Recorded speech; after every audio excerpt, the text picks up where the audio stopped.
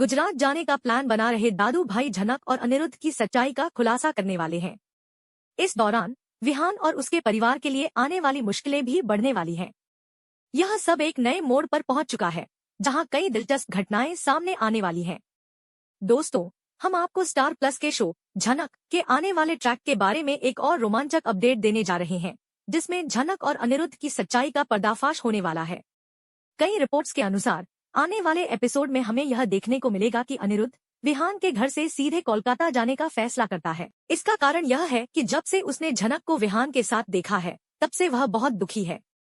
यह देखकर अनिरुद्ध का दिल टूट जाता है और वह सोचता है कि अब उसे झनक की जिंदगी में दखल नहीं डालना चाहिए।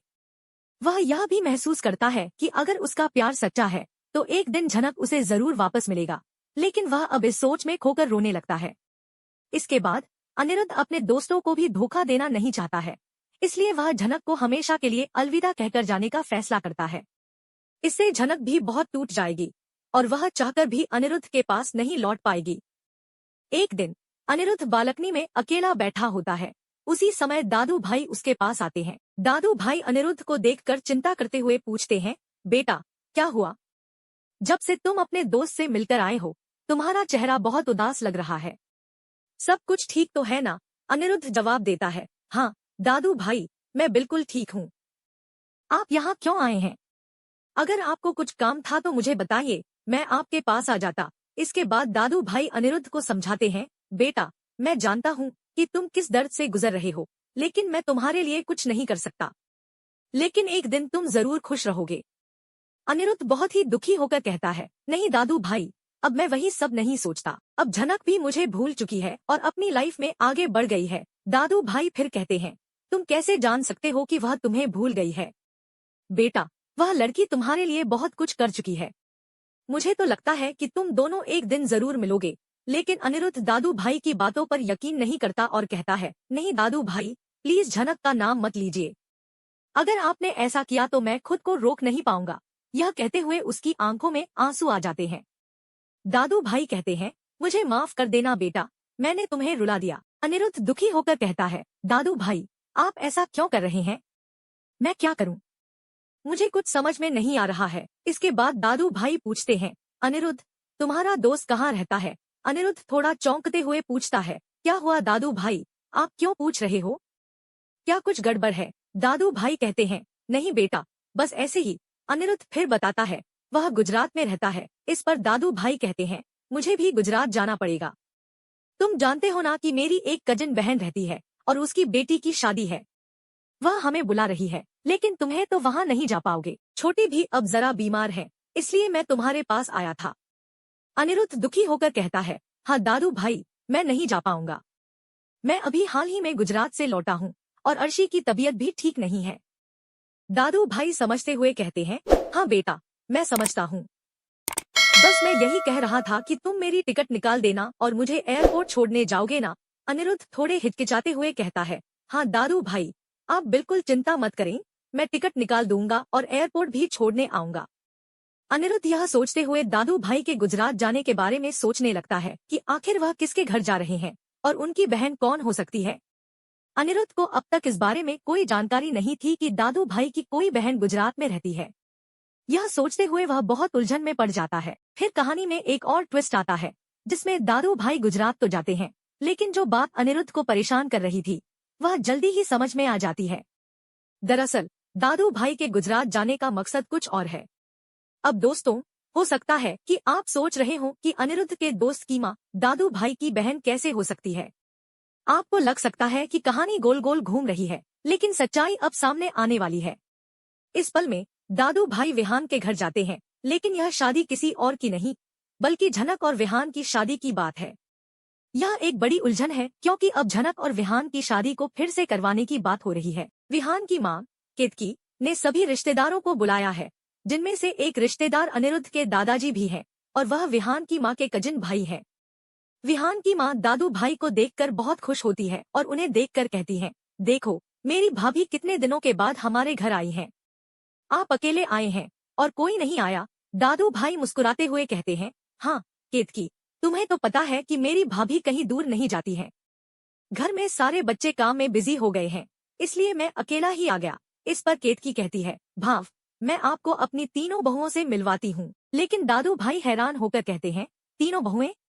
लेकिन तुमने तो मुझे बताया था कि केतकी की एक और लड़की की शादी है, और उसकी कितनी बच्चियां हैं?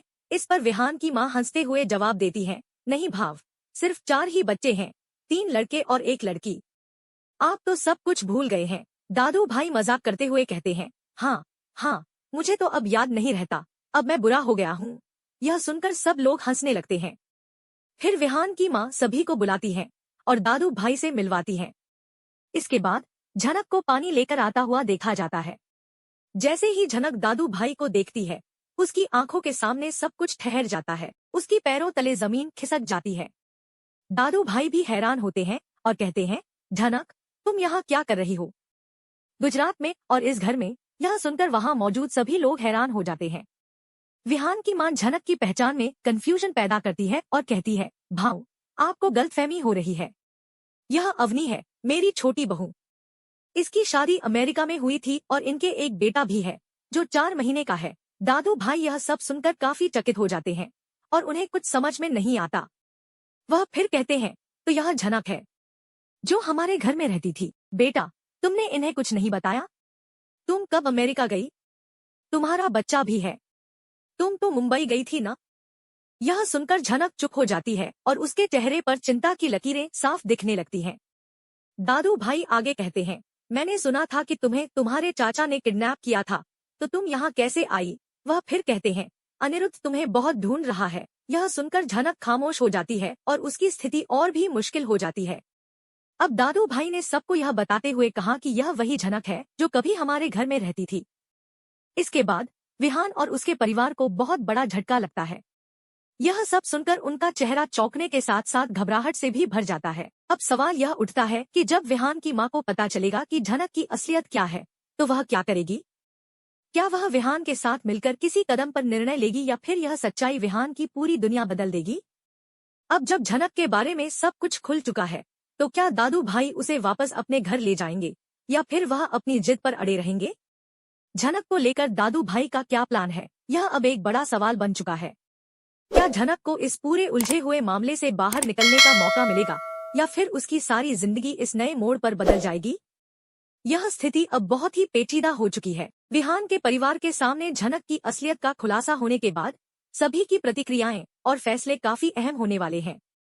यह सब देखना बेहद दिलचस्प होगा कि विहान और झनक का भविष्य क्या होगा और दादू भाई के इस कदम से उनकी जिंदगी किस दिशा में जाएगी। अब देखना यह है कि क्या झनक की मर्जी के खिलाफ उसकी जिंदगी में और भी बदलाव होंगे या फिर वह अपने फैसले खुद ले पाएगी। क्या वह अनिरुद्ध के साथ आगे बढ़ेगी या फिर अपनी नई जिंदगी को एक नई दिशा देगी? इन सवालों का जवाब आने वाले एपिसोड में जरूर मिलेगा और दर्शकों को इस दिलचस्प मोड़ का इंतजार रहेगा। यहाँ से हम समझ सकते हैं कि दादू भाई के इस प्लान में एक बड़ी चाल छुपी हुई है। वह अनिरुद्ध को गुजरात भेजने की योजना बना रहे हैं, लेकिन इसके पीछे एक और मकसद है। गुजरात में दादू भाई का जाना सिर्फ एक बहाना है। असल में वह झनक और अनिरुद्ध की सच्चाई का खुलासा करने के लिए वहां जाना चाहते हैं। उनका मानना है कि झनक और अनिरुद्ध का मिलना अब एक जरूरी कदम बन चुका है और वह इस मामले में कोई और देर नहीं करना चाहते। अब सवाल यह उठता है कि विहान और उसके परिवार के लिए यह खबर क्या लेकर आएगी? क्या विहान अपनी साजिशों से बाज आएगा या फिर वह अपने कदम और मजबूत करेगा? इस नई साजिश से विहान के लिए और भी समस्याएं उत्पन्न हो सकती हैं, क्योंकि दादू भाई की हर चाल बहुत सोची समझी होती है। क्या विहान और उसके परिवार को यह सच्चाई सामने आने पर कोई बड़ा झटका लगेगा? क्या झनक और अनिरुद्ध की जोड़ी फिर से एक साथ आएगी और विहान की साजिशों का क्या होगा? यह सभी सवाल आने वाले एपिसोड में अपनी पूरी कहानी के साथ सामने आएंगे।